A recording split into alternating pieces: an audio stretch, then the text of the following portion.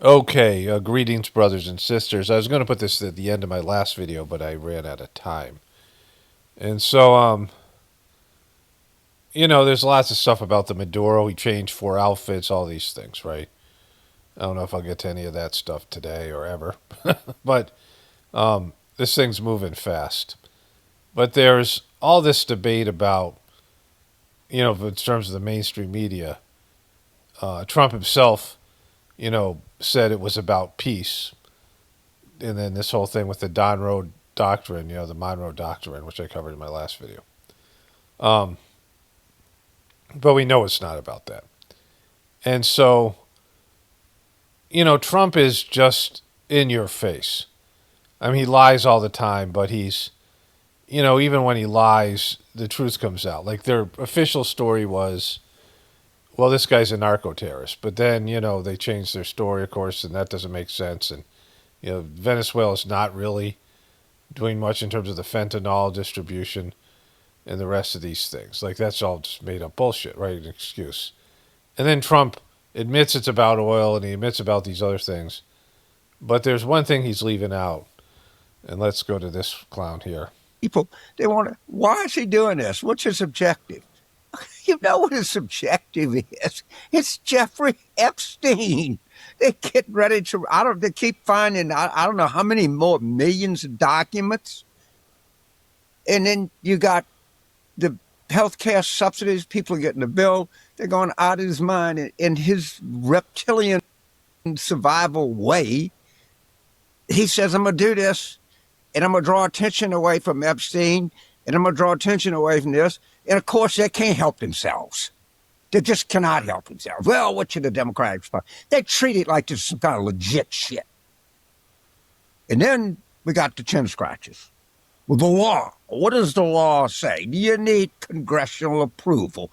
All right, so you need an interpreter for this motherfucker at this point. But, it's at least partially about Epstein. The whole thing without Charlie Kirk happened when Trump was going to get Epstein. This is wag the dog, which Clinton did. Remember, there's a war in Bosnia where Clinton tried to wag the dog with a little mini war in Bosnia. This guy was running Clinton campaign. So he would know about this shit because he did it, right? Wag the Dog movie where they created a fake war and a fake hero who was really like a demon. And this whole thing, kind of a funny movie. But Trump is wagging the dog to whatever extent. The tail wags the dog. And using the media and using these events. But, the Epstein thing is there inevitably. We'll see if anything comes of it. And, what people care about. I mean, they something that has staying power. Right? So then I searched various things to do with this because there's a Rachel Maddow video I'll show you last. But this one came up from the 700 Club YouTube video. They have here Jesus returning to Earth. One of the location prophecy keeps pointing to. That got 42,000 views. I mean, they can't even get fucking a lot of views with Jesus returning to Earth. But if you see this one right here, if I put my cursor over there, I'll go to the thing. It says, the real reason U.S. captured Venezuela and President Maduro. And that's got 283,000 views. So that's something that's popping. So you see they have 2,000 views, 7,000 views, 6,000 views. Abuse led to lesbianism, and lesbians led to the demonic something. Only got 8,000 views. Demonic lesbians don't get as much as Maduro. But you can see there is a picture of the Israeli flag. So I was wondering what their take was going to be about that. And they get into Iran here. They don't say the words, this is the real reason. This is like clickbait title. Here, let's go to the video. I don't know what their copyright policy is here, so we'll see. I'm just going to use a little bit of this thing here. Have the Trump administration say, look, this is, in essence, the Trump version of the Monroe Doctrine. They're calling it the Don Doctrine. Basically saying, look, this is... They're calling it the Don Roe Doctrine. Our backyard. The Western Hemisphere is in our backyard, and we're not going to have bad actors in our backyard. Now, whether or not MAGA buys that or not remains to be seen. I think we have a conversation... I mean, I don't know if they're going to buy it or not, but not everyone is. Like, MAGA's is fractured and splintered and all these things, falling the fucking apart. because Trump is not making America great again. Like, I said this all along, you can't fucking do it. Like, even if he could, and he was willing, which he isn't, even if he wanted to and he's willing, he can't, right? You can't make America great again. You can't turn back time to when you thought it was great. Like, that era is over. Everything's changed. You think you're going to have, what Trump dreams about, whatever era that he thought was the best. Like, it was the best for Trump, right? When Trump was in his heyday, the 90s or the 80s or whatever it was. We have AI shit now. Like, we have, like, everyone's just completely different. I mean, just the internet, all these things. You can't go back to that era. And so, they're glomming as much resources as possible. One thing that everyone should realize is when things start moving to hard assets, well, let me say that here, just in case this one gets copyrighted. When a debt-based economy, when people start bailing on the dollar and start putting their money into hard assets like gold and now silver, even more so silver, and then, of course, commodities, food, and land always, things that are real, like fucking real shit, and not paper money, not fucking debt-based currency, whatever it is. When people start bailing on all those things, bailing on the dollar and then putting their money into hard assets, especially the people who know, right? The people who, like I think it's it's one of those big banks and maybe it's more than one. They're no longer selling paper silver. Like, you can buy paper silver or paper gold or those things. And, you don't have the actual gold. You don't have it in like some fucking safety deposit box or some, whatever. You don't have those things yourself. And you have it in a stock form, and when the silver market goes south, which it's going, people are going to demand their silver, and they're not going to have enough silver to give them, right? Like, they always, like, anything that's paper isn't backed by anything. So these silver certificates, these stocks, are going to plummet because of that. And everyone's going to go into hard silver because of what China's doing with silver, for example. And so that means, that's economic collapse, right? I think it's Wells Fargo, one of those banks is not selling silver. And so when everything goes into hard assets, the economy's fucked, right? So let's, get back into this here. Do you believe they did this Venezuela thing for the reasons they say they did it? They said it was... I don't know, dude. Do we? About fentanyl. That was their initial explanation. Even they now acknowledge, though, that fentanyl doesn't actually come from Venezuela. Then they tweaked that pretext to say... Yeah, you can search that ChatGTP or any of these places. It all comes through Mexico, and fentanyl isn't made in Venezuela. Venezuela has zero to do with fentanyl. Okay, it is about drugs, but it's not fentanyl. Okay, maybe that was wrong. It's about cocaine. Yeah, because if one thinks about crusading against cocaine, one definitely thinks about the Trump family. Am I right? You're right, Rachel. But that was an awkward pretext, too, because even though some cocaine does come through Venezuela, experts say that cocaine is generally bound for Europe, not for the United States. So that's kind of a weird thing for us to be all fired up about them in particular. How are they moving to Europe if they're not even going to make it to America? Like, how much fuel do they think that's on the boats? Those little tiny boats they had, do you think they're going to make it all the way to fucking Europe? They're going to cross the fucking Atlantic? Like, this fucking stupid shit, right? Those are drug boats. I mean, if they're going locally, but, the Gulf of Mexico is fucking big, but the Atlantic Ocean is huge. And it's not you can't make it across in one of those little fucking boats, piled high with drugs, right? I mean, like, do you think how long it takes to get from, Venezuela to Europe by fucking boat? It's like months, Like the Titanic. I mean, it takes a long fucking time. Those boats go slow as shit. You need food. You need a place to sleep. And you think they're going to, it takes like 7 hours to fly over the fucking ocean, right? That pretext was then completely blown up anyway when Trump gave a pardon to the former president of Honduras, who really was convicted of trafficking more than 400 tons of cocaine, not to Europe, but to the United States. If Trump supposed... Okay, we get it, Rachel. What's the thing here? Boom.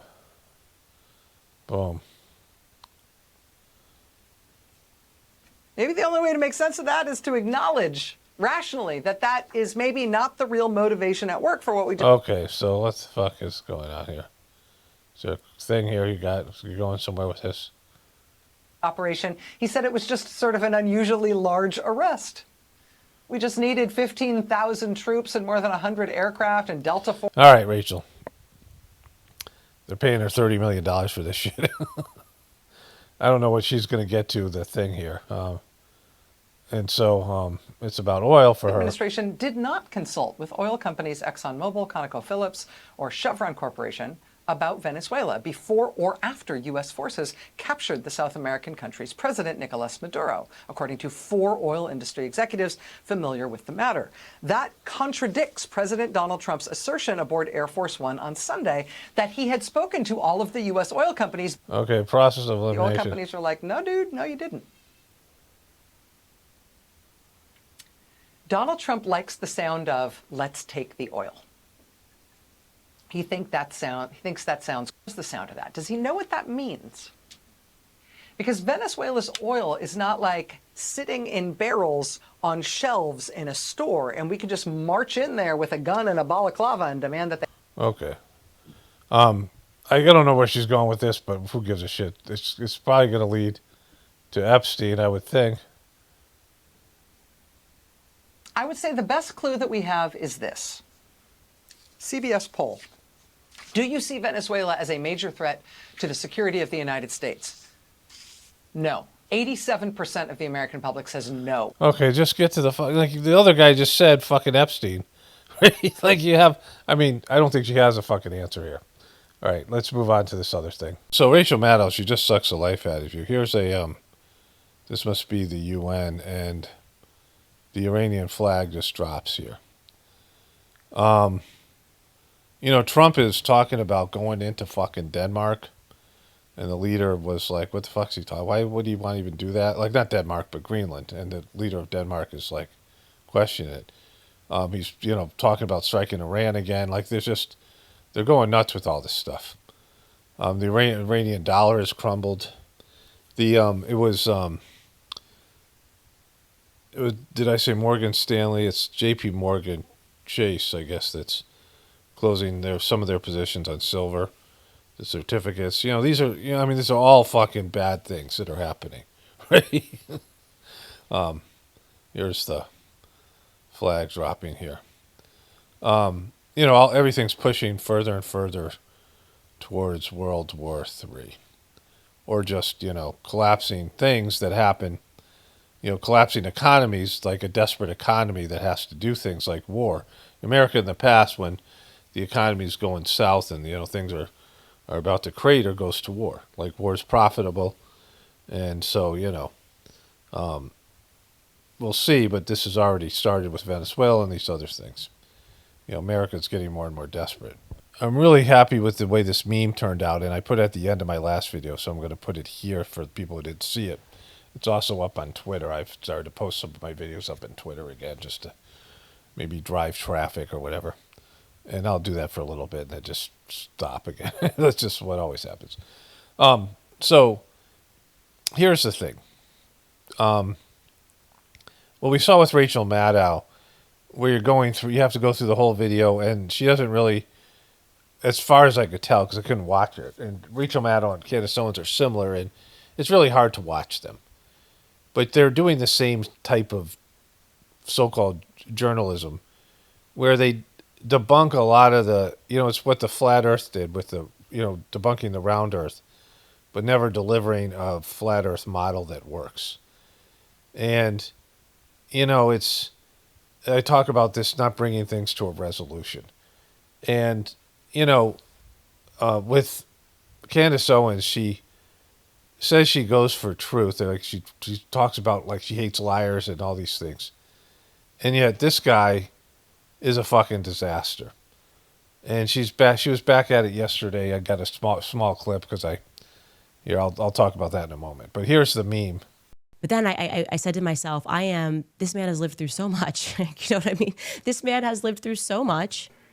My wife neglects us, ignores us, and then screams at us on Saturday mornings. And I would be turning my back on this, really a hero. I didn't give you an asshole answer. I give you a smartass answer. It's Saturday morning, and it's okay to be a smartass. For discovering the cartels. I have no idea where the keys are.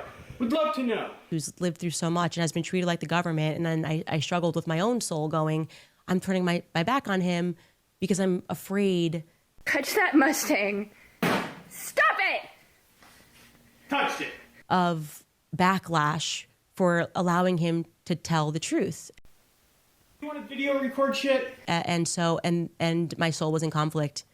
And I decided that, you know what, this is not my platform, okay? I genuinely believe this is God's platform. I am a conduit. I don't know why I have a platform. You want to threaten to hit my car with a hammer? God damn it! Marriage over, Mitch. Goodbye. And I don't know why you have this luck in life. And she lured me in there and attacked me. Hit me with a hammer and, break my thumbs, my feet, back of my skull. I really don't. I don't know why these things happen to you or why they happen to me. Yeah, she took my keys, she took my phone, she went back inside and forced me to go back in and find out what was going on. Lures me to the garage that she pre-set up to be like a little prison. But I know that my prayer was very intentional that night. Then you stop it. That I received that email. So I'm going to allow the internet to hear your testimony, hear what you think. You know what? Do it all you want. Go ahead. I don't want to. I want you to fucking start treating me better than you treat this car. Everyone's like, what does this have to do with Fort Huachuca? Can Suge Knight see Brian Harpole at a military base? Like, do I care about Suge Knight's history? What does this have to do with anything? This is just illogical. But that's not what we were doing today. But you have to do this. You have to. Don't defend ask you a yourself question. now. I can defend myself all I want because you're being insane. Ally with me, and I know how much you are already going through fighting them, and I intend to help you raise money. What is so bad about being a smartass? To go through these lawsuits with the federal government. I know this is not easy. I know what your kid has been through. I know what your wife has been through. Mess with your car. I haven't touched this car in forever. And no one should have to go through this because they told the truth. You do. Yeah, I've never done crap like that, Mitch. Yeah.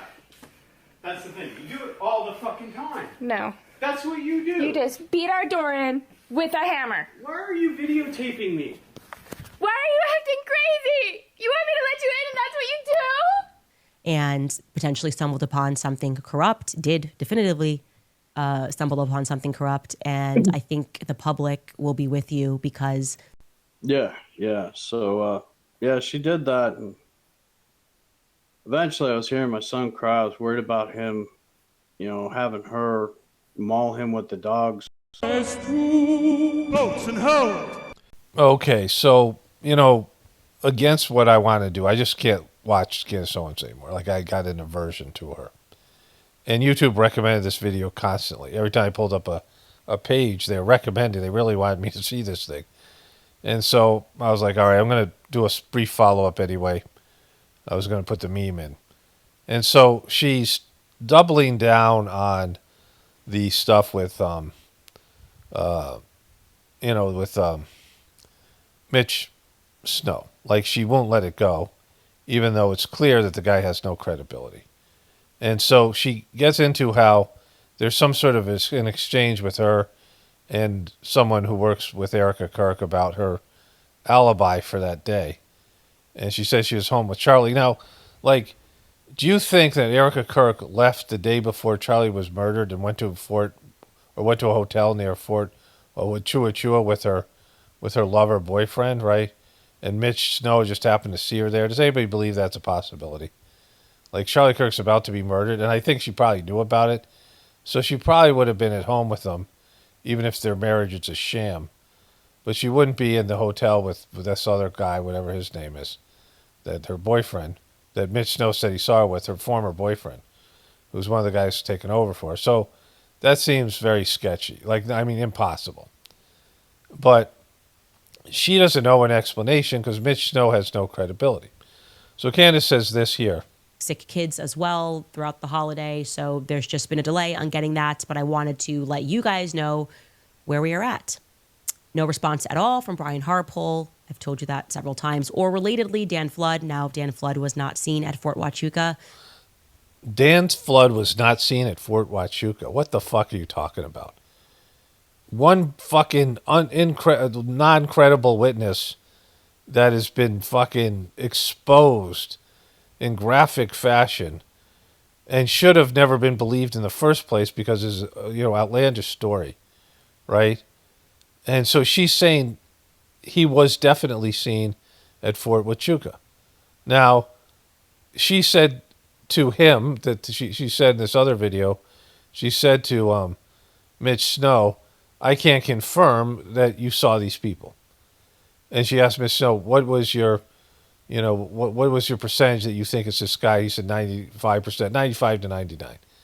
But that guy has no credibility. He's a fucking pathological liar who has been a fucking joke around the internet and with these videos and things. Like, he's not credible at all. His story's not credible. He's not credible. The most you could ever do is say he was at Fort Huachuca for whatever reason, right? But, it wasn't because they invited him in and there was some kind of operation going there.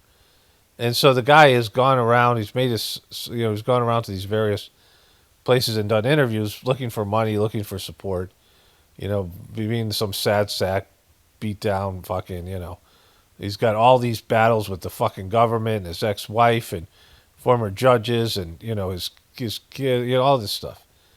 Like, he's a fucking mess, right? And so her saying this listen to this, this is to her audience. She's screwing them over, like I said. There were sick kids as well throughout the holiday, so there's just been a delay on getting that, but I wanted to let you guys know where we are at. No response at all from Brian Harpole. I've told you that several times. Or he shouldn't respond because there's no credible sighting of him as this fort, right? Like, and if he was there, which he wasn't, Mitch, let's say there's almost a 0% chance he was there. Mitch knows, they're not just making this up. But let's say he was there. That doesn't mean they were conducting an operation there. It could be any number of reasons, right? But if he confirmed he was there, it still doesn't mean that there was an operation going on to kill Charlie Kirk, right?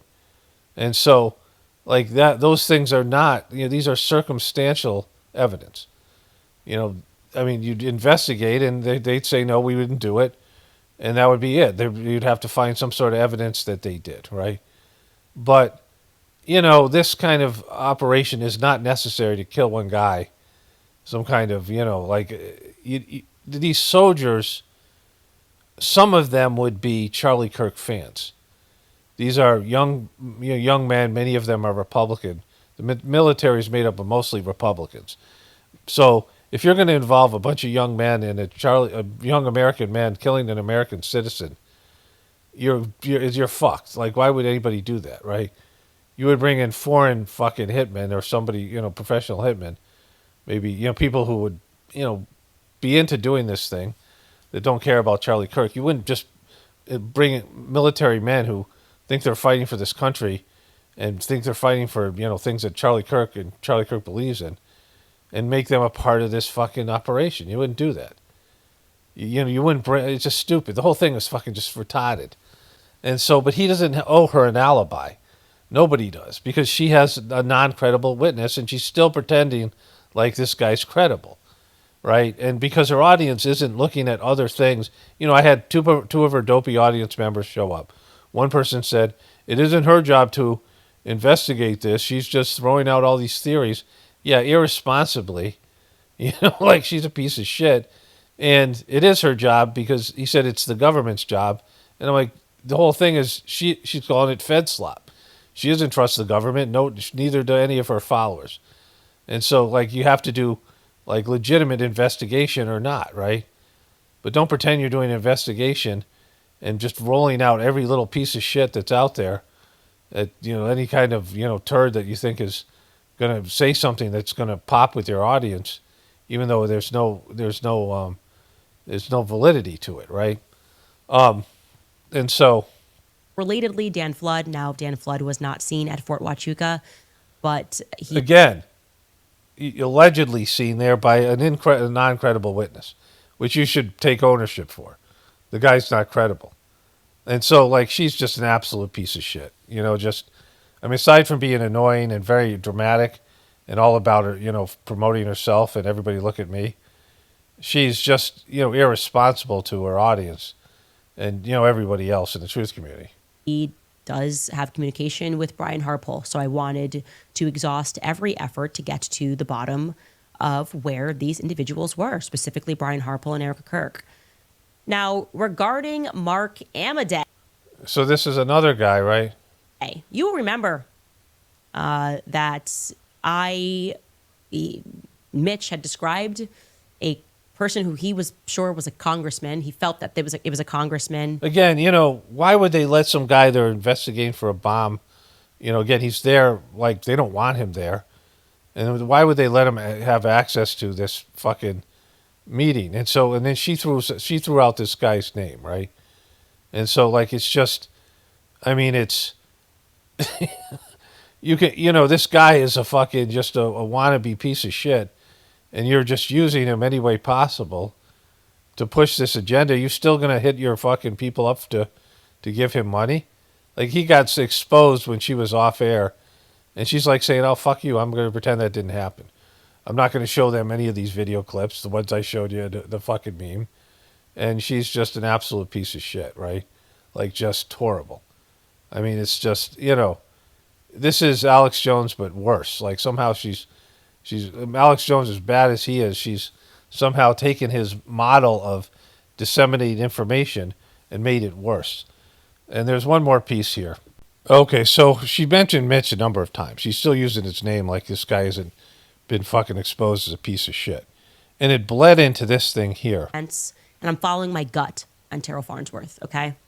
And I expressed my gut, not just to you and back at home, but I also expressed that to Erica and Justin Strife when we were sitting in the meeting. I said, I'm not taking my foot off of that pedal. No. Okay, so why don't you follow your gut on fucking Mitch? Like, Mitch is an absolute piece of shit. Like, you're right. Where's your gut then when, like, he's saying things that you want to hear and agree with? I do think that it's worth stating, before we get into this, that me finding the behavior and the conversation that I had with Terrell to be extremely suspicious is not, of course, an invitation to harass him or his family. I'm against that, and I'm saying that because apparently he is receiving death threats. That was told to me, that he's receiving death threats. So this is the guy who, he's receiving death threats because of her. Like, because she's, you know, putting this out to her audience. Because she says shit like, well, this guy wasn't seen at Fort Huachuca. Yeah, none of them were. Because Mitch fucking Snow is not believable. He's not a credible witness. You can't, you know, if you were basing this, if you were a trial lawyer or you're a prosecutor, and that was your key witness, his credibility would be destroyed by his fucking life, right? By the history of his life, right? And who he is. Just the jury would look at this guy and go, I mean, it's amazing that these other people showed videos of him whining about his situation and how the whole world was against him. And I'm just this poor victim, and I'm a, you know, former war hero, and I'm a veteran, you know, all this kind of shit. You know, rolling out the fucking victim stance and all that kind of stuff, right? But this is the guy who posted that video and sent her all this stuff. Like, the guy sent her this stuff. He cooperated with her. He was one of the few people at TPUSK. He's an independent contractor. He was the guy who removed the camera, and everything he did was highly suspicious. And then he did a reaction video, like, live on the scene to Charlie Kirk's assassination. It was completely fucked, right? And Candace fucked him by posting that stuff. And the guy totally looks guilty. I mean, that's his fault. But, you know, she's saying she wants cooperation. And she doesn't believe the guy. And the guy's story is incredible. But she has a bunch of fucking dumb fucks out there. And they decide to go after the guy and threaten him and do these things. And she's saying, you know, now she regrets that. But that's not why I'm showing you this here. Because people want answers. Now, not ever do I ever want that to happen. I don't want people to watch this show and partake in that. Nor do I think you guys are partaking in that, but I'm just saying that. Like, how did, if you didn't show all that shit that he showed you, look at this. If you didn't show that shit, then, he wouldn't be getting death threats. And, the guy sucks. I mean, people suck. Everybody sucks. That's the problem here, right? On this show, we sentence people to truth, to more daylight. Except for fucking Mitch Snow. Like when the truth came out about Mitch Snow, he got exposed the same way that, you're trying to expose these other people. You just keep on doubling, tripling, and quadrupling down on the guy, right? So this is the issue here. Like she, this was her chance. I mean, the whole story should have never been put out there. Like, this is when I really just was like, she sucks so fucking bad. When she, said she prayed to God and this fucking, unbelievable story came out and we didn't even know who this clown was and we didn't have all the video, and I said, you can go back and watch my video. This is from, like a month ago, where I said she just absolutely sucks. And she sucks to her audience, and she sucks to all the people who are, looking into the looking at the official story and saying it's bullshit. But she has promoted so much Alex Jones-like disinformation that now you'll never get any kind of real clarity on this because it's been contaminated. Everything's been contaminated by her bullshit, right? And her and Alex Jones are the same kind of... She is the rabbit hole, as I said. In the video titled Candace Owens is the rabbit hole, it's either that video or the previous video to that. I said how this thing, back when, this thing, the Egyptian planes, all that shit, it's just, it's not substantial. She said it herself. She was praying to God to give her, like, some real hardcore, provable evidence. And she got Mitch fucking Snow, right? And so, this is Candace J. Owens. So Trump is imploding. Look at Fishboy here. Imploding both physically and mentally. You got to win the midterms. Because if we don't win the midterms, it's just going to be, they'll find a reason to impeach me. I'll get impeached. We don't impeach them. You know why? Because they're meaner than we are. We should have impeached Joe Biden for 100 different things. They are mean and smart. They're mean and smart. They're smart and mean and smart. You didn't impeach Joe Biden. They didn't impeach Joe Biden because they wanted to run against him.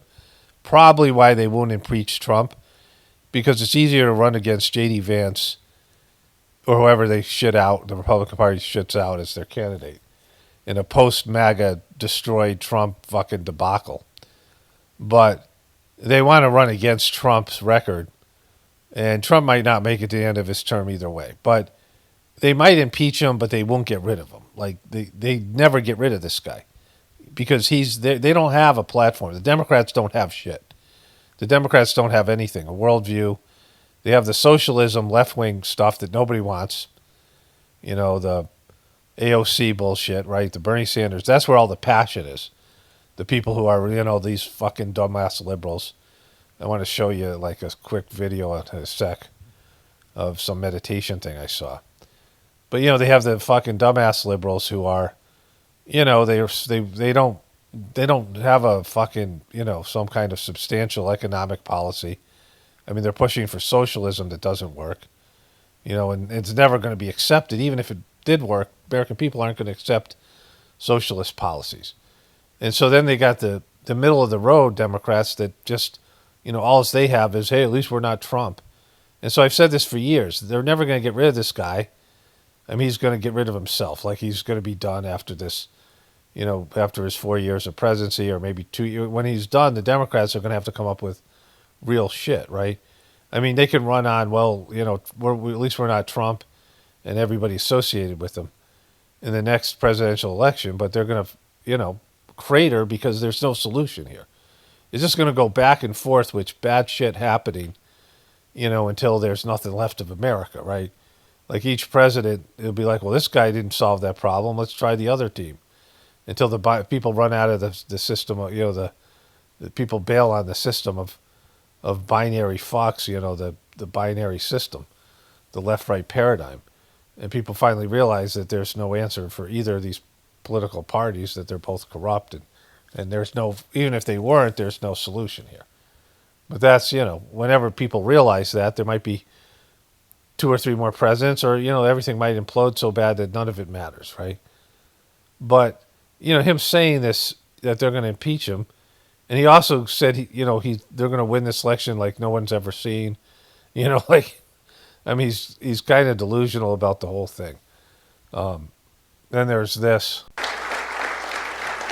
People are saying it goes down with one of the most incredible. It was so complex. 152 airplanes, many. Talk about boots on the ground. We had a lot of boots on the ground. But it was amazing. And think of it. You just invaded another country with the military. But people are saying, this thing where he says, people, let's go back to this. Ground. But it was amazing. And think of it, nobody was killed. And on the other side, a lot of people were killed. Unfortunately, I say that, soldiers. Cubans, mostly Cubans, but many killed. And they knew we were coming. Mostly Cubans? We're going back to this right here. They knew we were coming.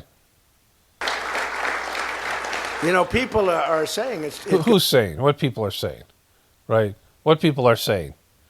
Who is saying this? It's you. It's you saying this, and people around you saying it.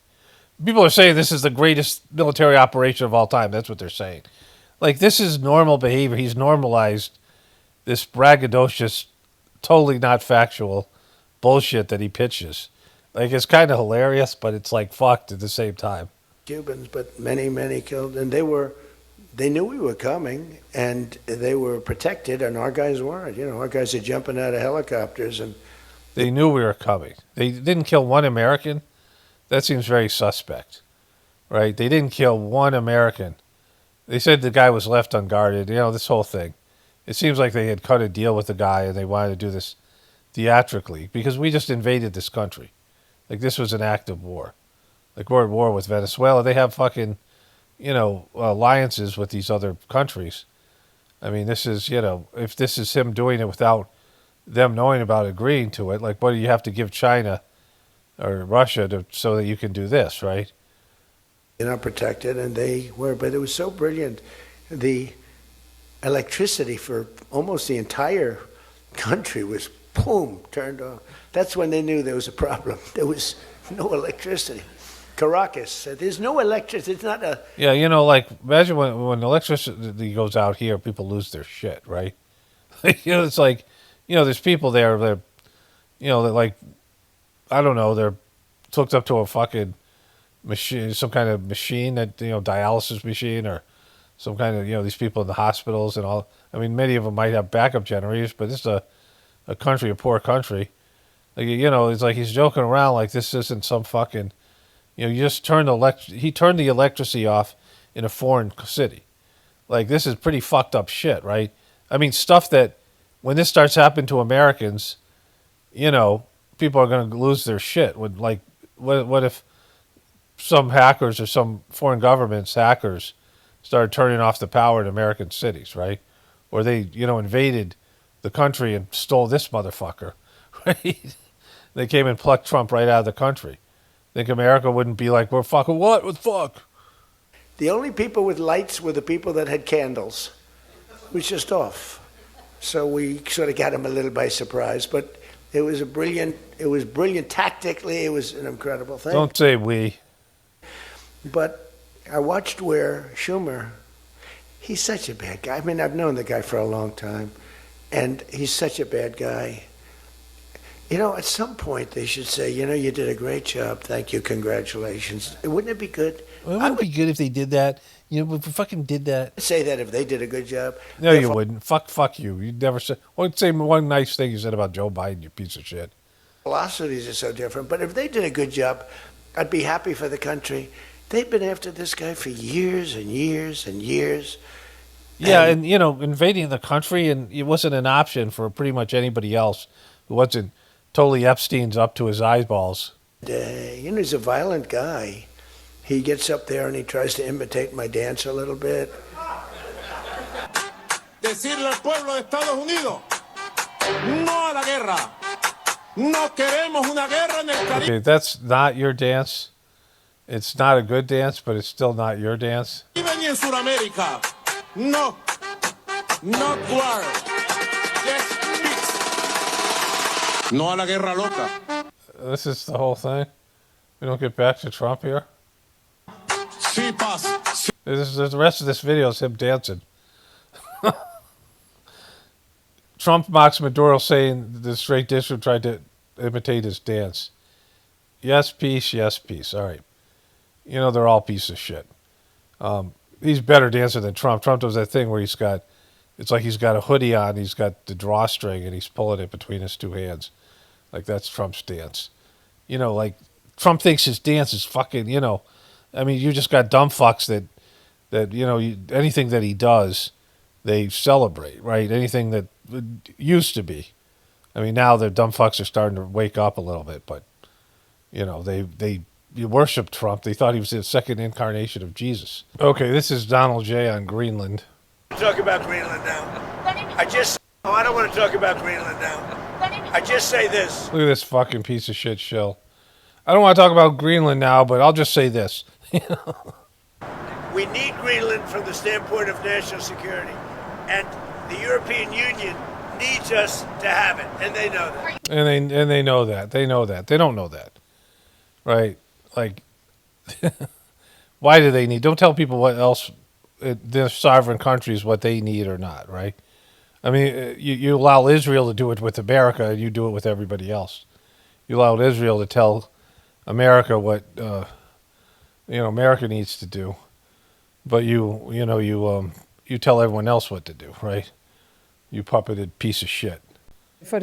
Firstly, I believe that the American president should be taken seriously when he says that he wants Greenland. But I also want to make it clear that if the United States chooses to attack another NATO country militarily, then everything stops. That is including our NATO and thus the security that has been provided since the end of the Second World War. Who's that dude? Who's this dude? Is it Martha Washington? All right, I mean, and she's just all over the fucking place. I mean, again, Epstein's always a possibility, and the rest of these things. The Don Roe doctrine. But he's going to grab everything in this hemisphere, everything that's close to America. Greenland is closer to America than it is to, it's really should be a part of Canada. But, either fucking way, this only ends one way, right? I mean, he's running America into the ground, and it's done purposefully, not by him, by the people that, released the Kraken and Donald Trump and are saying, go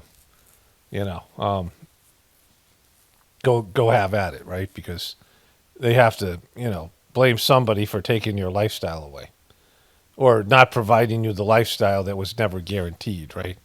It was illusionary. And going back to where he's saying that Maduro copied his dance, Donald Trump's like the worst dancer in the world. And on top of that, he's saying he dances better than a Latino, right? Like, he everybody who dances similar to him is copying his shitty dance, right?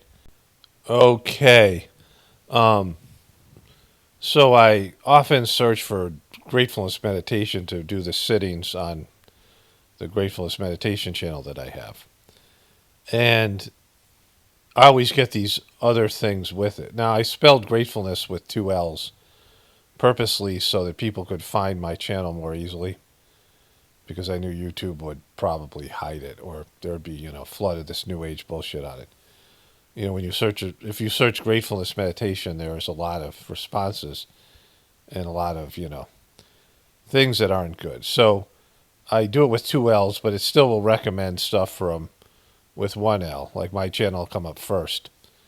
And I get these videos, and so once in a while I check one out because they're, usually some bogus new age stuff. This one's particularly funny because... Wait, stop. We're going to do a 5-second meditation. You have such meditative energy.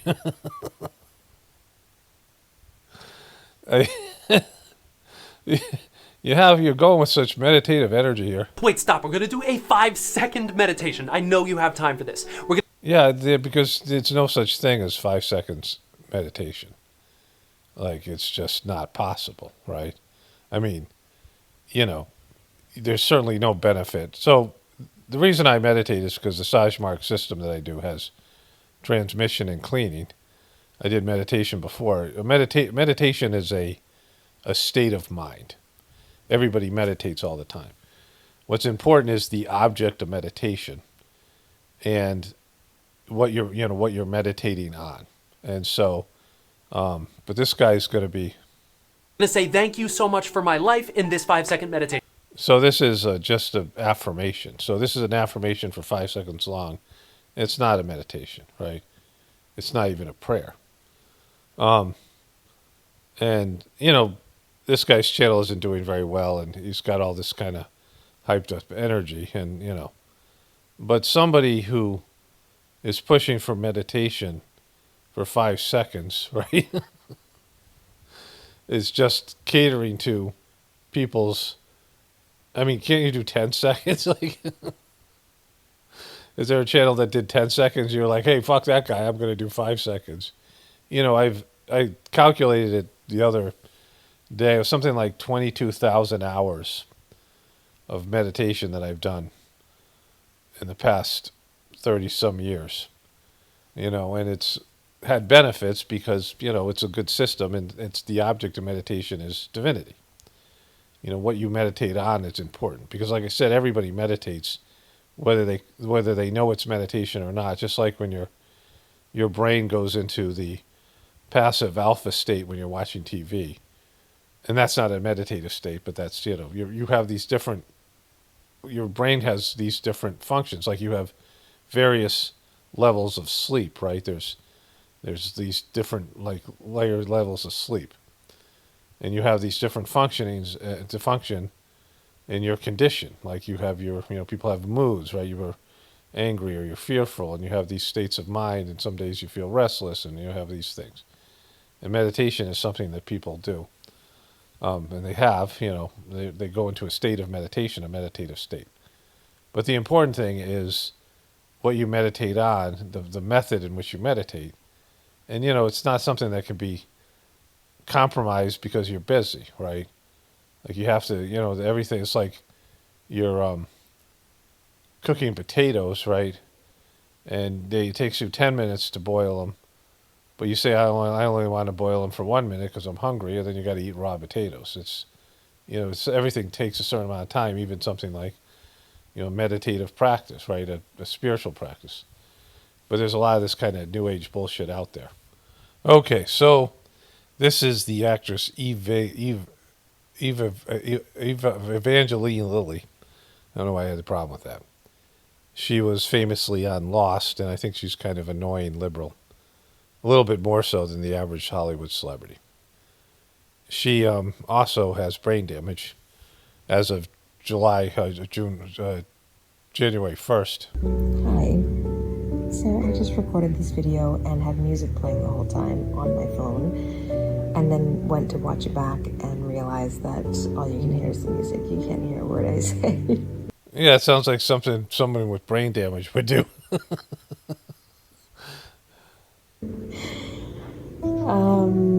It's late on January 1st, the first day of 2026, and I am entering into this new year, with brain damage? Year of the Horse, with some bad news about my concussion. A lot of you asked how I'm doing. A lot of you have inquired about the brain scans that you heard I got. A lot of the people are concerned about her brain and her brain scans. And the results came back from the scans, and almost every area in my brain is functioning at a decreased capacity. So how hard did you hit your fucking head? So I do have brain damage from this UBI and possibly other factors going on. But now my job is to get to the bottom of that with the doctors. And yeah, the doctors will help you with that. Get into the bottom of your newly discovered brain damage. And then embark on the hard work of fixing it, which I don't look forward to because I feel like hard work is all I do. Yeah, whoa. Now you got to fix your brain damage. Now you got to fix your brain damage. But that's okay. My cognitive decline since I smashed my face open has helped me to slow down and helped me to have a more restful finish to my 2025. I think this was the calmest, most restful. Oh my God, the music. Jesus Christ. All right. So let's see her Instagram page here. Okay, she made it sound like she had done an earlier post, but it must have been news reports or something that people messenged her or whatever on Instagram.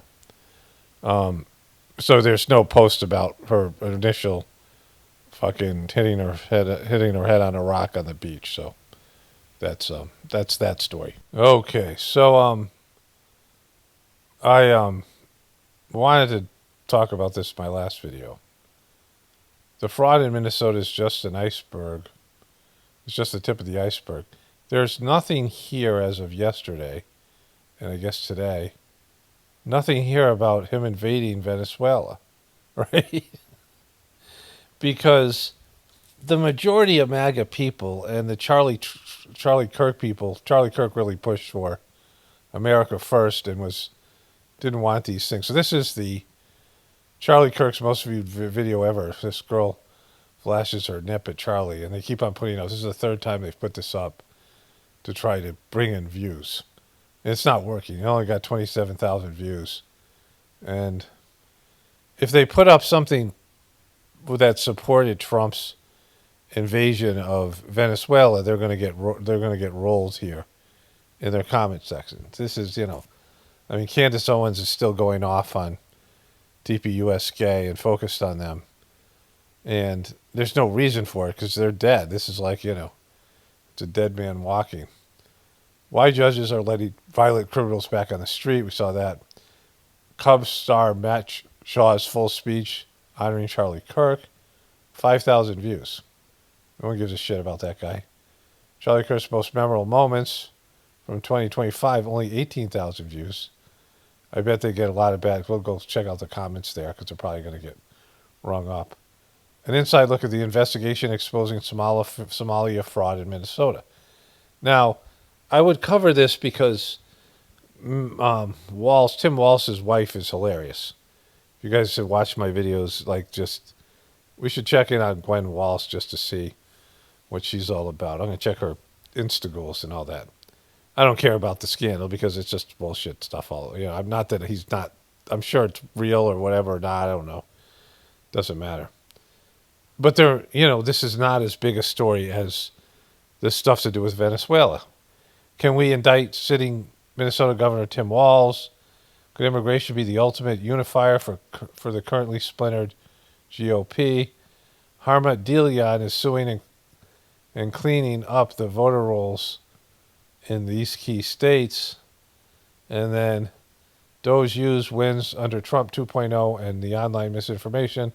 An update on the conservative coalition and an important message to the base. And fraud in Minnesota is just the tip of the iceberg. And so they're getting no views. This is 1.7, 1,700 views, 17,000 views, 11,000 views, 8,000 views, 11,000 views, 12,000 views. I'm sure a lot of these views are them just slamming the shit out of comments, people who are hating on them. And so it's hilarious that they're not covering Venezuela because Charlie Kirk's position was clear on shit like that, which is don't get involved with other countries and, these things. Just focus on America. And Trump wasn't doing that, when Charlie was alive, and now he's dead, he's not doing it even more.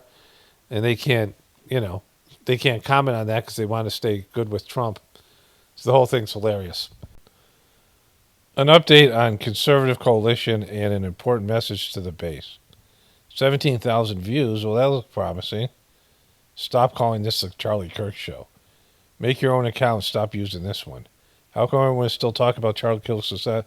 How come everyone is still talking about Charlie Kirk's assassination besides the Charlie Kirk show? Why we don't have goldfish brains? You wish we did.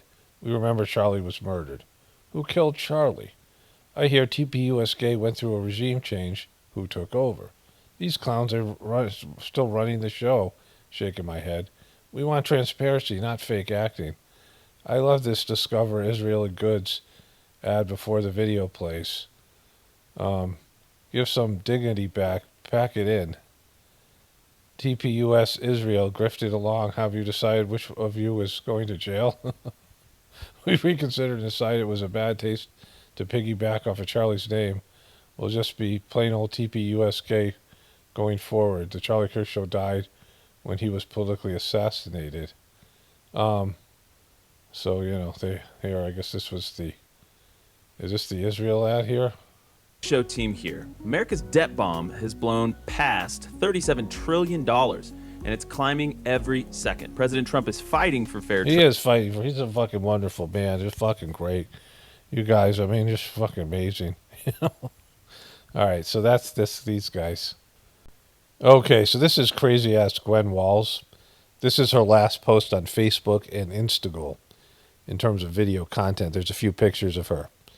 So they rolled her out, which they had to, and she went on a crazy-thon with her crazy-ass eyes, and she was baking cookies and saying all that. Turn the page. Remember that? She was my favorite person from the election. You know, I thought it would have been Dougie Fresh, Kamala's husband, but it was Gwen Walz was the one that stood out. But now, like, after the election, they still have some content up there, but her Instagram has, like, she's got 3 posts. And they're all picture posts. And her Facebook has, like, you know, not really anything. Like, they realized how crazy she was and told her to shut the fuck up, right? Hi, is this Jason? Hi, is this Jennifer? Is this Nicole? Hi, is this Rakib? Hi, Megan. Is this Maha? Hi, is this David? David, this is Gwen Walz. Do you have a minute to talk to me about the election? No, crazy Gwen. You're fucking crazy. So, there's just nothing out here with her. So I'm here. We talked about, I know that even your husband has been sometimes mocked for wearing a lot of his plaid shirts. Oh, woo! Whoa! I didn't see that one coming. Look at those crazy eyes. Look at that fucking... This is from 2024. I never saw this. Even President Obama teased him about it. Yeah, those fake plaid shirts. Like, he's really gay. Like, he's, you know, I mean, TPUS gay has nothing on this guy. She's like a beard wife. Oh. He wears it well. He wears it very well, the lumberjack shirt. What do you think, though, about the topic we were talking about? A guy was being called out by his girlfriend for being too controlling. Or the guy called... Yes, I'm with you. The girlfriend too controlling. Yeah. I'm just going to say this. I only fight battles I can win. Oh, look at that. Whoa, yes, kaboom. Whoa. Wow. What fucking wisdom. You're not winning that one, huh? That's all I'm saying. So a plaid shirt or Crocs are okay on a date? Well, you know, yes. I only fight battles I can win. I'm sticking to it. That's her tagline. All right. But They probably told her to say that. Whenever you don't know what the fuck people are talking about, just say it, right? Like, and Governor Walz celebrated your 30th wedding anniversary earlier this year. So first, how did you meet? And is it true you didn't let him kiss you on the first date? well, I only fight battles that I can win. Where's the laughter? I thought that was my line. What's happening?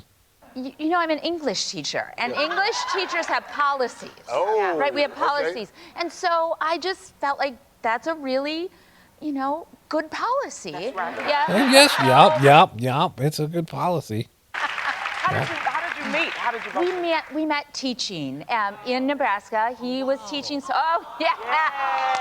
Okay. Who's that gay dude next to you? That's at the prom. The theme was Egypt. You can see the pyramid thing in the back. Yeah. But we were both teaching. Well, and we went teaching, and I only fight battles I can win. In fact, the school was short on space and short on money, and so they put us both in the choir room and put a divider right down the middle. No way. I've heard this story like 12 times. Yeah, and this divider was not a thick divider. It was like one of the thin ones. One of the thin, so... One of the thinner dividers, like made out of paper. I could hear what was going on in that classroom, and he could hear And we knew each other, but we shared a classroom. And the first thing I loved about him was how he taught. His passion, the fucking passion of this guy. The way he really took extra time with the male students and coached them and Because, yeah. yeah, whoa. What I loved about him. Whoa, boom. Yeah, You knew it. I knew it. I knew it. She just knew it. All right, so this was a crazy Gwen Walz, and they've disappeared her, and now, like, her husband's going to jail, so, like, you know, what's going to happen to poor old little old Gwen? You know, this is the kind of stuff that would have been funny 3 years ago or 5 years ago when Trump was before COVID. Like, there's the Trump before COVID, right? But then he failed, you know, he failed on the vax, like, he showed his true colors on the vax. He shut down the economy. And then the debacle that was the 2024 election, and then January 6th, and then all his whining and all that stuff, you know, all those fake lawsuits and all those fake persecution of him and whining and all that stuff, and then him running again, and now all the stuff that's happened since then. It's all been worse. He's gone from bad to worse. But, you know, 2017, 18, this stuff was funny, right? Because he was just making a mockery of the White House, which he's still doing, but now it's not funny. But here it is. Weightlifting. But no, the girl gets up. And you see, I want to be more, but I have somebody watching. I want to be more effusive. I want to really, yeah. But she gets it. And, like, this is right now. This happened, like, this is yesterday when he was talking about fucking what's going on with Argentina and all this other shit, right? Venezuela. drops the thing, walks off the stage crying. Her mother's crying, her father's crying. Guy gets up. He said, have you lifted before? A little bit. And he walks up. Song about transgender. He could have gone ding, ding, ding, ding. I think it was 112 pounds, right? It's crazy. It's crazy, exactly. Or the beautiful boxer. They have boxing now. And that they have a young gentleman who transitioned. He was a very good boxer, but he wanted to be a woman, which is, you know, to each his own. Because I want to be very liberal when it comes to these subjects. I'm trying to get that vote. It's not an easy vote to get. Dude, you're not even going to get MAGA votes, bro. It's very tough for me to get it. But he transitioned, and he transitioned. And the girl was a champion boxer from Italy, remember? She got up, first round. He hit her, boom, with a left. A left, for those, everybody here knows about. But a left, Lisa knows better than anybody. But a left. I went and looked up that fight because I wanted to remember it. It's actually the guy hit her with a right. This guy can't get anything right. But, yeah, still, same thing. His defense. He goes, boom. She's like, oh my. She walked to the corner, remember? She didn't go down, but she did everything else. But she said, I've never been hit like that before. I don't want to go out again. Come on, honey. Come on, pumpkin. We know. You can do it. You can do it. Bang.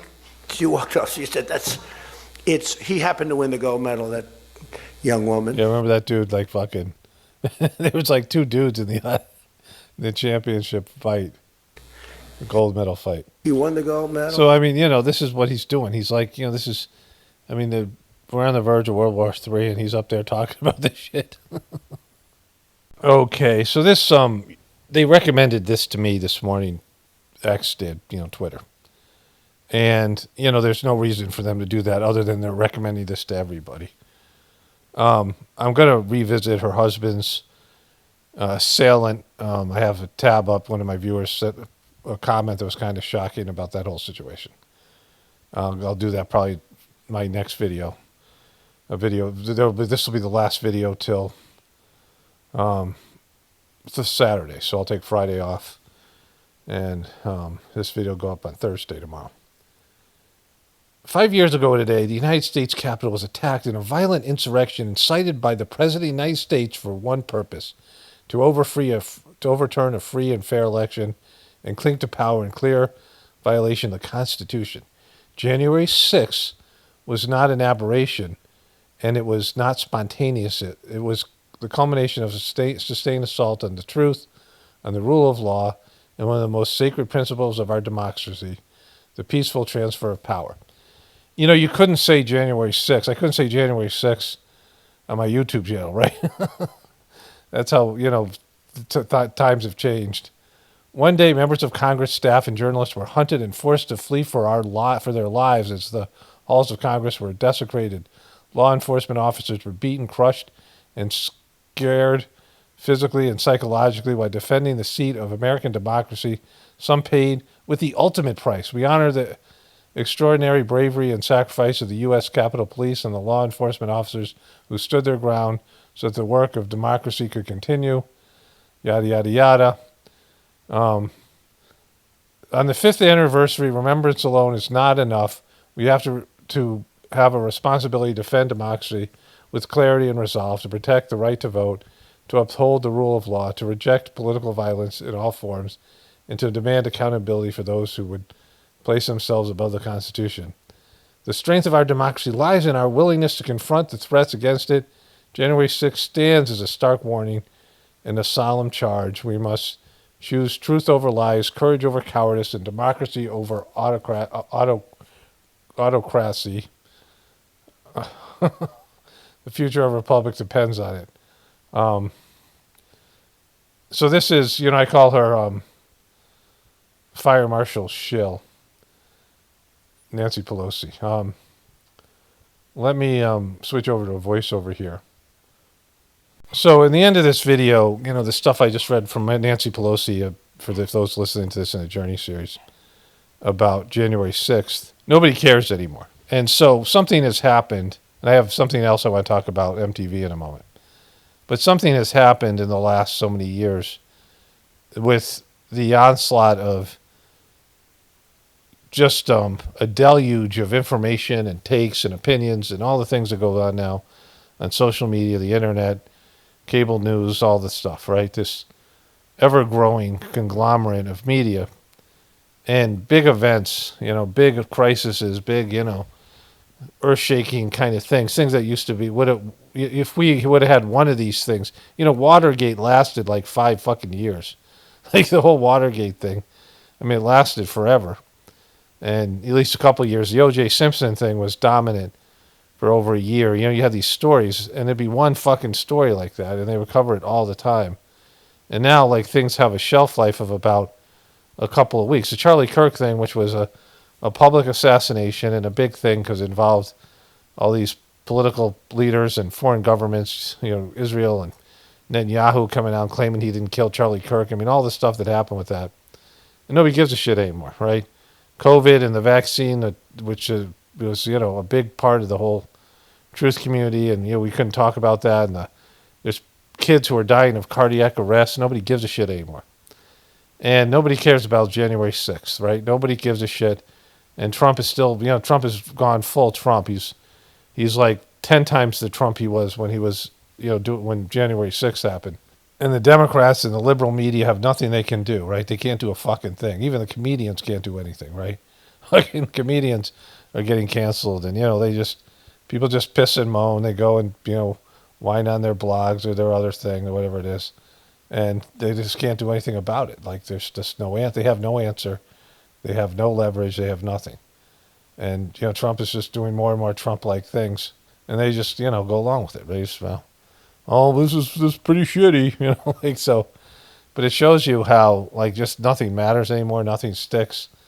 And that, they forget about, you could be like I'm looking at somebody like Jussie Smollett. I saw they did a Netflix thing on him. But, people, you're going to be always Jussie Smollett, but no one really gives a shit. And pretty soon people don't even remember your fucking name and all those things. And whatever, whatever the scandal is, Rachel Dolezal and all those other people.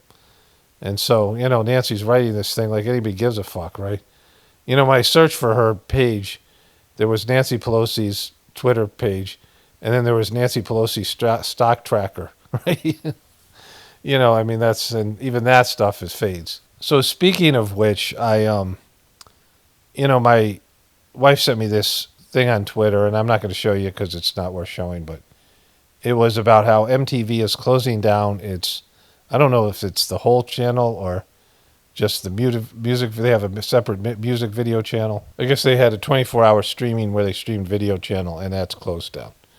And they played, the first video that they played was Radio Killed the Music Video Star. Radio Killed the Video. I'm not going to play it because it sucks. It sucked then and it sucks more now. But it was it had a lot of like techno kind of, before techno, whatever it was. But, I was there as a kid. I don't know when MTV first started, but I saw it. Like I watched this first stuff that happened on MTV, right? Like the first year of MTV, I had, we had this thing, we had just gotten cable TV. And we had this, it was like a box, so before that, when I grew up, I'm 61 now. Hesitantly saying that, I'm not sure which it is, but I think it's 61. 1964 is when I was born, so yeah, 61.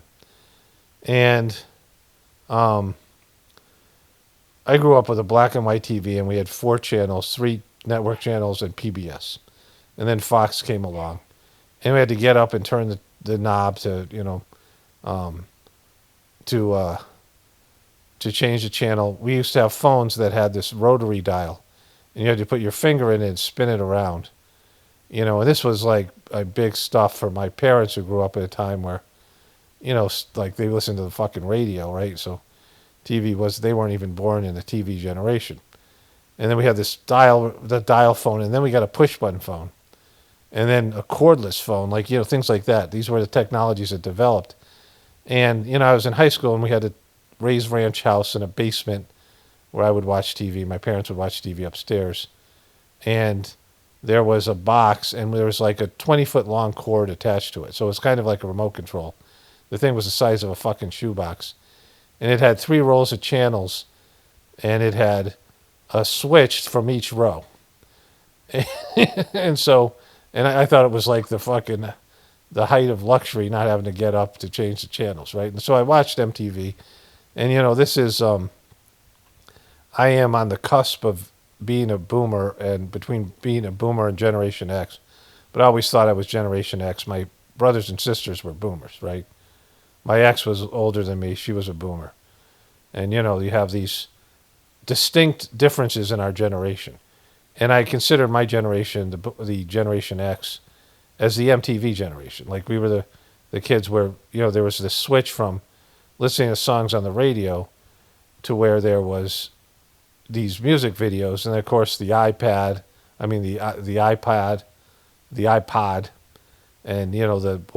and the iPod, where the Walkman, you had these, cassette tapes, and you could walk around and listen to music on a little cassette player, and all these technologies started to advance, and it changed everything. Like cable TV, think about the amount of content, and those of us who grew up with 3 channels, we see the deluge of content and like how it's changed everything. The access to content, you have to watch. We used to have to watch the fucking commercials, and also there was like 24 episodes of a TV show, and then they did reruns.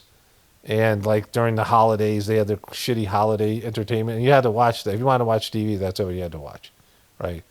Network news, that's where you got your fucking news. Or people used to read newspapers and magazines and shit like that. And if you wanted to watch TV, it was fucking so limited. But it was for generations of that time, it was like a big thing. Like you thought it was, like my parents and people like that who would, like it's the same way for. Me and people who grew up when I did, when we see cell phones and we see the internet, like, it's just so, we see the difference from when we grew up, right? And when I was a kid, I went out and played till dark every night. So, maybe it's in the winter. Sometimes I certainly watched TV, but, barely. In terms of what these kids do with their devices, like I would get up in the morning, and it was Saturday, like I'd leave the house and wouldn't come back till like dinner time, or come back for lunch or something like that, and go out and play. And kids, there's every lawn in the neighborhood was full of kids playing, like it was, there's just kids everywhere on the streets. There's just, a total difference than you see nowadays. But I knew like MTV had changed everything. And then MTV started to play that show, The Real World, which was the first like big reality TV show. You know, it was this bunch of young people living together in a shared apartment called The Real World. And it was pretty cheesy. But it was the onset of reality TV, and then, of course, Survivor and these other shows came on. And that changed TV, and then, of course, the way that the internet, you know, that changed everything. And cell phones now and all these other things, all these devices and the way content is managed.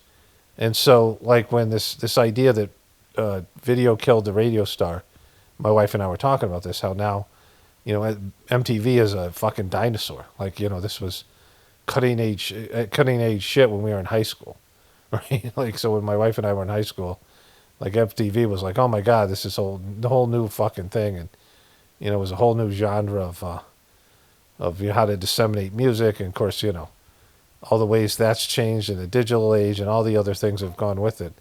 And to where like people now have 1,000 songs on their phones, right? Like it's crazy.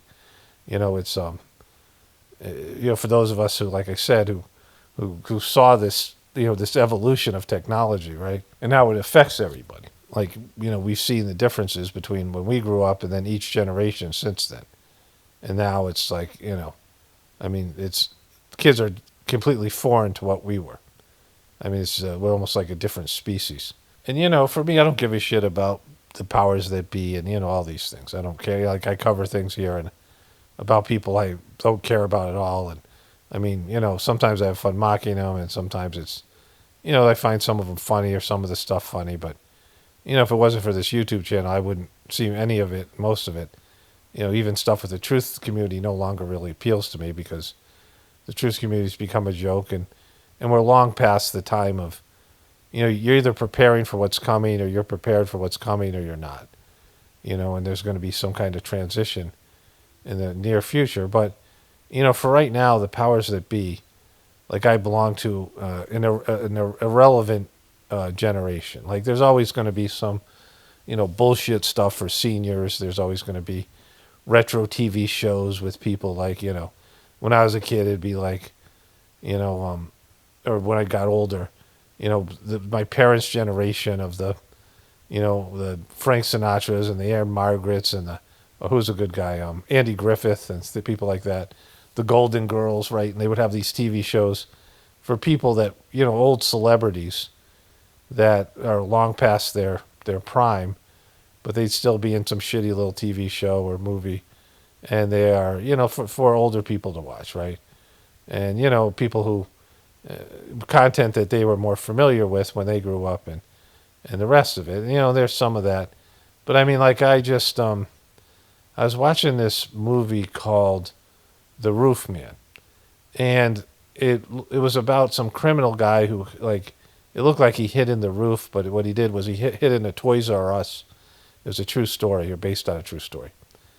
And he would break into McDonald's and these other stores somewhere in North Carolina. He was polite, and he was an ex-military guy, and they tried to, you know, but he was breaking into McDonald's and robbing people in a polite way, and he went to prison, then he broke out of prison. Spoiler alert, I'm going to tell the whole fucking movie.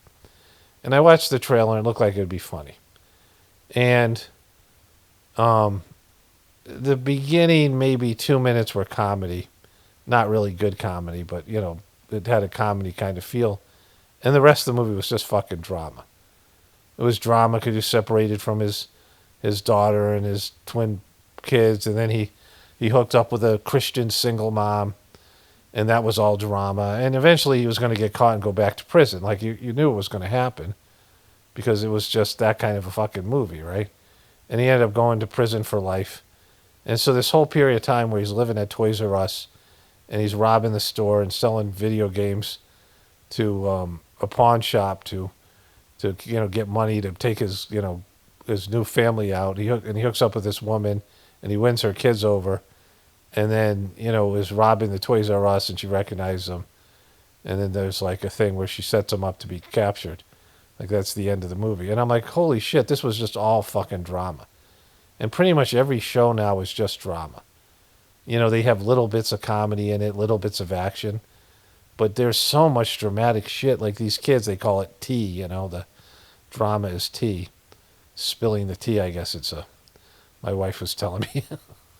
But, you know, it's fucking, they live in this dramatic world where they just like this boring fucking drama, the soap opera shit, and contrived social relationships, right? Like they want as much sort of interracial, sectional, ethnic, whatever it is, ethnicity, trans characters, all these characters. And I always liked diversity when I was a kid. You know, I watched shows, there was like black shows, there were shows where it was mostly black people, like Good Times and What's Happening, that was one of my favorite shows. Sanford and Son, like I love that guy. You know, I could just watch that guy call his son a dummy. You know, I have some memes of that guy, Fred Sanford, Red Fox. And I watched a lot of, like, Native American, when they made Native American movies. Once in a while you see something that was like, I was telling my wife about this movie featuring this guy, this black kid who was, a kung fu expert named Bruce Leroy. I forget the name of that thing. I could look it up, but don't tell me, don't care, I don't need to know. I actually looked it up. I want to watch it again at some point. But, I would watch various things that were, and I just thought everybody was watching it, right? Like when I watch TV or movies and things like that. And I've always been interested in other cultures and how other people live and whatever it is. Like I would always ask questions and, it wasn't even necessarily, you'd find differences in people just based on their ethnicities back when I grew up, right? There's more ethnic neighborhoods and ethnic restaurants and, families, and they ate different foods and things like this. And I always found that interesting, right? And I like to travel and these other things. And, back then when I was much more positive about, people as a whole and was interested in, human endeavors or whatever it is. But like this fake contrived where they just stick in characters, they change a character from a man to a woman or, whatever it is, a different race or they put a trans character in or any number of like ways that they're forcing this diversity in ways that's just not fucking cool. Like it's so heavy-handed that it just wrecks the storyline, right? And then, the feminist narratives or the woke narratives or the Me Too narratives or whatever the way they have of just preaching and liberal splaining to you and just all this shit. And, a lot of this stuff now is going to disappear and the content being made now under, Trump's time. I mean, all the censorship that went on in the Biden years and all that kind of shit. Now, all the ways that Trump's people are influencing content and, all these people who are embracing their whiteness and all that shit, right? There's just very few, like once in a while you find something that's really great. Like I said that my wife and I watched a number of shows, like the show Pluribus was great and the main lead character is a lesbian. And it fits the character. Like it's not like it's some contrived thing, right? And it really doesn't affect the story, but it's a very interesting, compelling story. We watched that show, I forget what it's called, the Lowdown, which wasn't quite as good, but was good. And then something else we watched, I talked about. But, these shows that they are just full of drama and full of all this, just political bullshit. And I mean, I don't even understand how these kids watch this stuff, right? The people that are growing up. And it's like, just really bad content. Like I said, once in a while you see something completely original and, there's such a diverse level of, there's so much money in content now and everybody, you have all these various channels and I watched that movie, the Begonia. That was just wonderful and just really interesting. But like you see something like that, but for everything like you see like that, there's just slop, so much slop. And now with the AI stuff and, so much is for stupid people. And I think that there's lots of people that are just falling like under the bar, like they're like under the bar of, being able to understand basic plot lines and they need everything to fucking explain to them. And there's just a lot of content that's there for stupid people. Like they explain the same thing over 4 to 5 times. You see the characters standing around a circle and each person gets a line or two and explaining the plot to the fucking dumb fucks who can't figure it out for themselves. And they go through like, multiple scenes where they're just, all right, let's explain everything to the dumb fucks because we've left them behind. And I think there's just more and more dumb fucks out there. and more of this type of content. And, you know, so I've seen all these things. Like, it's a guy, you know, I live from a bygone era. Like, everything that was there when I grew up is gone. And for the boomers, it's even more so, right? Like, everything that we saw and, you know, everything that we knew as political life and everything we knew as, you know, entertainment and just lifestyle and all the rest of it's disappeared, right? It's a bygone era. Okay, so I was going to wrap this up here. You know, I think I covered what I want to say, and I was searching through the comments, seeing if anything that I might want to cover here, and somebody wrote this. So just going along with what I was saying. So I think this supports your critical videos, Paul. I just Googled, what is the average IQ of Americans? And yikes, didn't mean to scare myself, LOL, it's 100. Then I Googled qualities of a 100 IQ level person. Google said, someone with an IQ of 100 is considered the average, generally possesses average intellect, understands common concepts without deep strain, thinks like most people in their social group, enjoys typical hobbies, and seeks a normal life, often not focusing on complex intellectual challenges unless interested, feeling socially normal, and possesses typical curiosity and problem solve for everyday situations. There's actually a lot more about the 100 IQ, but I haven't done my sittings in a minute, so I may need to prepare before reading more, LOL. But to grok why she gets millions of views, I couldn't help but to Google how many Americans are 100 IQ level, and the answer is about 50% of Americans have an IQ of 100 below, and roughly 50% IQ of 100 and above. So I Google what's half of the U.S. population, and I think a major, so the person goes on from there. It's 170 million people. You know, I'm not a big fan of IQ way of, you know, people have different learning styles, different abilities, and, you know, people who are spiritual or spiritual tendencies, aren't the smartest people. Like, people with 180 IQs almost are never connected to divinity or their hearts, and, you know, they're emotionally and spiritually like retarded, right? They're brilliant, you know, they're like computers, but they're, you know, so like a fully balanced person who's, you know, has a good physical life, is physical and has, you know, exercises and, you know, might play sport, you know, kind of things like that, or just does physical things, you know, not some, you know, nerdy klutz, but also somebody who could be spiritual, but also have, you know, reasonably high IQ or at least above average, you know, that kind of thing. And you have a different level of consciousness, right? And if you're connected and you're working through your connection with divinity, your consciousness changes. It doesn't make you smarter. Like, you're not, you know, IQ smarter.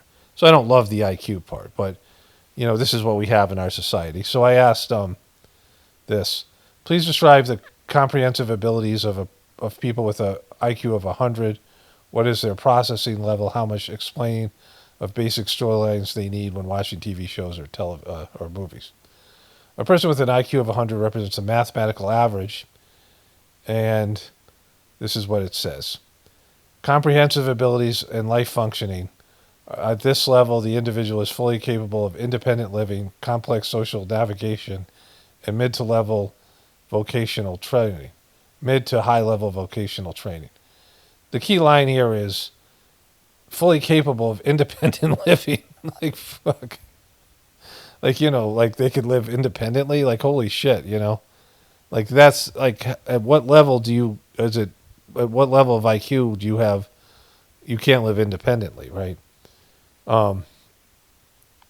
They can typically complete high school and earn a standard undergraduate college degree, though they may require more study time for highly abstract or mathematical rigorous subjects like theoretical physics and advanced calculus, compared to those in the gifted range. Problem solving. They excelled at crystallized intelligence using learned knowledge and established procedures to solve problems. They are doers who can master a trade, plumbing, nursing, management, teaching, and apply rules consistently. Abstract reasoning. They can understand metaphors, social nuances, and basic if than logic. However, they may prefer concrete examples over purely theoretical models. And this is what I was talking about. Like, people who want concrete facts and want proof and want, this is how it was and these are the people who are guilty. There's the people that wreck the truth community because you're never going to get that. Like, you shouldn't be in the truth community. If you want the, legitimized facts, then you be a sheeple. Believe the official story, right? Because, you can look at the situation and know that Charlie Kirk's fucking assassination is bogus. Like the whole thing, or Trump's assassination was bogus, or any number of things. It's just like the invasion of, Venezuela, or all these things, right? But you're never going to get the official story. It's never going to be the truthful story, right? You're never going to get the true story. And you just have to live with that. And there's lots of people who are so black and white they can't. If you think of IQ as a computer processing, and IQ 100 is the current industry standard, it is not slow. It simply operates at the speed at which most of the world is designed to run. They process information at a pace that matches standard classroom lectures, news broadcasts, and workplace instructions. They do not typically lag in conversation. Working memory, they can generally hold 5 to 7 bits of information in their mind at once. This is enough to follow multi-step direction, go to the store and get 4 times, get 4 items, and don't forget to use the coupon coupon on the app without needing to write every single detail down. Like, holy shit. Let me do a follow-up question here first. So I asked about how many bits a person with 120 IQ have. So it's 5 to 7 bits for 100 IQ and 8 to 10 bits. An individual with 120 IQ is on the 91st percentile, smarter than roughly 9 out of 10 people. Bits and slots capacity, approximately 8 to 10 bits. The difference, while they have only 2 to 3 more slots, they have the average person, their chunking speed is significantly higher. They can wrap up complex ideas in a single slot much faster. And media comprehension, they never need a previously on recap. They can follow complex nonlinear shows without feeling lost, the Westworld or Dark. They often predict plot twists 20 minutes before they happen because they're running more what-if simulations in the extra slots. If they give them a list of 10 items to get at the store plus side errand, they will likely remember it all without a list. They have overheard left or over even complex tasks. I used to be able to do all this stuff. My memory used to be like incredible, and it's still good, but it's like, like I just like glitch. The 140 IQ, the high bandwidth processor, an individual with an IQ of 140 is in the 99.6 percentile range, often classified as genius or highly gifted. Bits, slots, capacity, approximately 12 to 15 bits. The difference at this level is working memory starts to function differently. Instead of just holding items, they can hold entire systems. They can manipulate 5 or 6 variables simultaneously in their head, solving multivariable physics equations, or mapping out 10-step chess sequences without dropping the first piece of data. Media comprehension, they can actually find standard TV boring because the pacing is designed for the 100 IQ standard. The brain solves the plot twist so quickly, they spend the rest of the show looking for technical errors or subtext. They can watch a film in a foreign language with subtitles while simultaneously analyzing the cinematography and political subtext of the script. The parallel processing hack at 140, the brain often performs parallel processing that can carry on deep conversations while mentally planning the week or solving a problem from work in the background. So that kind of explains, the situation for me. I was, when I was in like 4th or 5th grade, I had dyslexia. And I didn't find that out till I was 30 years old. My mom told me later on when I had kids. My kids were homeschooling. They had some of these issues, and we started to look up dyslexia, and I'm like, holy shit, that's me, right? So But I had to take these tests, and I scored. I had a a higher IQ, like in the like 142 or something. But they thought I was like retarded or something because I couldn't. I mean, my dyslexia wasn't that bad, but I had, I was introverted and a different learning style and whatever it is. So this kind of explains some of the things that, some of the things that they're saying, like it's how I watch TV or all these things. Okay, so let me just go back here to the 100 IQ.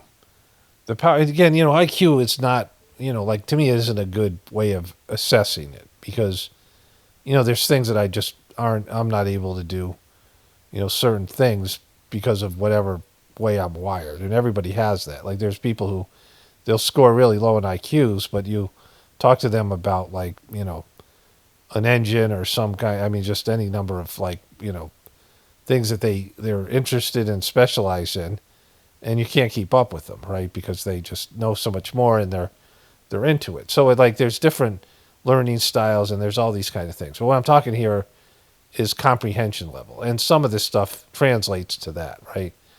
The ability for people to see what's going on around them. This is going back to the 100 IQ. The power of chunking, if you can group those numbers in something meaningful, like date or zip code, they have turned 9 bits into 2 chunks. The hack is how an average person handles complex tasks. They don't have the folders. They just learn to put more information inside each folder.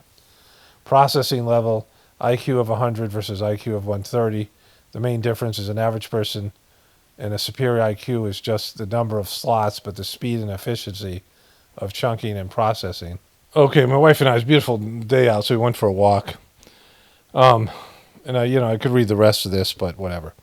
I was talking about this in the last video, that there are people who are trying really hard to think for themselves. You can see it, but they just can't get there, right? And like I said, the IQ thing is, I mean, it's kind of an indicator. It's one way of looking at things. But, I was telling my wife about this. We were, when I was in like 4th grade or whatever it is, I had trouble with my B's and my D's and my Q's and my P's, in terms of making them backwards. I had really difficult time handwriting. And my dad's handwriting was atrocious. My dad wrote in cursive and print. It was illegible. My brother had horrible handwriting, and I had bad handwriting. I think maybe mine was the best, but I can't even say. It was certainly better than my dad's. I'm not sure about my brother's. And all of us wrote books. Like we all had written, some sort of books, manuscripts, unpublished books. We all were writers. The school must have said that I had some kind of issues. Like they thought I was like, some level of retarded, right? Like, so they brought me to these Yale tests, and I remember the guy had a ponytail. Like he was this weird 6'4" guy, big tall guy with a ponytail. Like this is the hippie days. This is the 1970s, right? So, the late 60s, 70s, early 70s. And my dad regularly embarrassed me. Like I was always shy, and so we would go into McDonald's, and my dad would start singing and just be loud. He was like a kind of a ham, and he would remember being embarrassed all the time by him. Not like even as a young kid where I thought my dad was, I thought when you're small, you think your dad's like cool or whatever it is. Like you think your parents are great because you don't know any fucking better. And my dad encouraged me to swear. Like my dad, he graduated from Rutgers. He was the only person in his family to get a college degree, and he ended up being a guidance counselor. And he could have got his master's degree. I mean, he was smart. He just he was was kind of a loser. But he encouraged me to swear. We saw some R-rated movies. I went to Blazing Saddles and some other R-rated movies with my dad. And, we would go back and forth and, family insults and shit like this. So, this kind of explains a lot of how I socialize now. And so I'm behind a two-way mirror, and they're observing me. But I can see people there, and I know what's happening. Like I know that, that they're watching me, and I know that there's other people on the side of the mirror, and I know my dad's there. And like I could see the outline of his head, like, it was a two-way mirror, but it wasn't like you could see it. And so I start giving him the finger, and I come out, my dad's like mortified. He's always embarrassed me, and he's always been, somebody he's one of those people that just doesn't get embarrassed.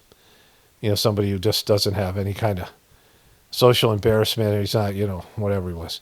But he's really upset, and he's like, there was 15 people back there with me, and I'm giving him the finger and dancing around.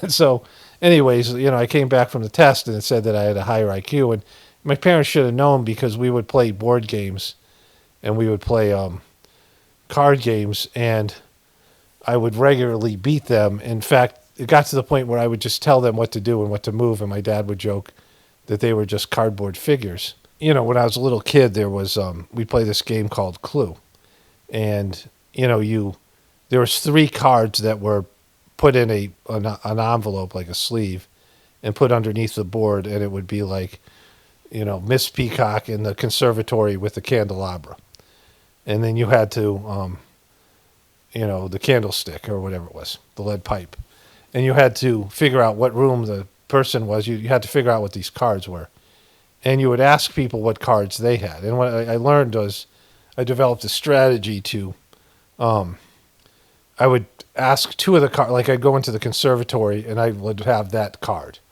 I would go to, or I would ask, if it was the room, I would ask, if I didn't have the room, I would ask I would have the weapon and I would have the person. So I would have Mr. Green and the lead pipe, and I'd say Mr. Green, the lead pipe, in the conservatory. And if no one had the conservatory, I knew the card was underneath the board. And so it was a real big shortcut. And then I would just go back and forth between rooms that I possessed. If I had a card for the library, I would just go from the library to another place that I had the room. I go back and forth, and I would ask, the library, and then I would, ask the weapon that I had, the lead pipe, and I would ask the person. And if nobody had the person card, I would know. And so I'd win the game all the time because it was just a shortcut. And they, my siblings and my parents didn't know. They're all older than me. But I'd figure out the strategy, right? But anyways, when my kids started homeschool, we saw that there was these issues. My ex was looking up this stuff about dyslexia, and she said, I don't know if they are dyslexic, but you certainly are. And I read it and applied to me, and I called my mom, and she's like, must have been, 38, I'm like close to 40. And she's like, yeah, you were dyslexic. I'm like, why the fuck you didn't tell me? That would have been helpful, right? So there's these things, right? But as you get older, you get smarter, wiser, but you get stupider. I know this. Like, I know that some of my things I used to be able to do mentally, I can't remember everything. Like, if I go to the grocery store, like, I would just remember everything that I needed. And once in a while, I forget one thing, but now it's regularly. And now I have to write down these things in the notes and double check them, and I'll remember like most of them. But when I was, probably in like 7th or 8th grade, the Rubik's Cube had just come out, and I bought this this book that taught the algorithms and how you solve the Rubik's Cube, and I was able to hold those in my mind, and I was able to read the patterns and do it. And then when my kids were older, I wanted to do it again, and I couldn't. Like, I didn't have the capacity. I'm in my 30s now, so there'd been some loss. Of course, I wasn't doing mathematics and things like this, but I gave this stuff to my son, who ended up being able to solve a Rubik's Cube in 10 seconds. Like, he was just better at it. Like, even, at my peak, I couldn't do that, right? And so, there's the mental deterioration, but as you get older, you get wiser, and you just, I make a lot less mistakes now, and, I'm smarter about things. And so you have this kind of a balance, right?